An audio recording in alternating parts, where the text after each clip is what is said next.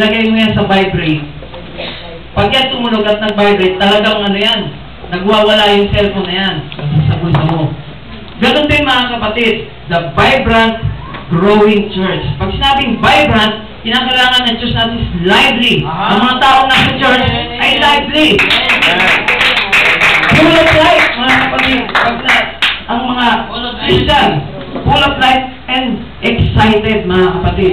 Nandun pa rin yung excitement. Sino po rito sa atin, mga kapatid? Hallelujah! Kapagka darating yung araw ng linggo, nandun pa ba yung excitement? Amen! Nandun pa ba, mga kapatid? Oh, may linggo na naman. Pupunta na naman ako sa church.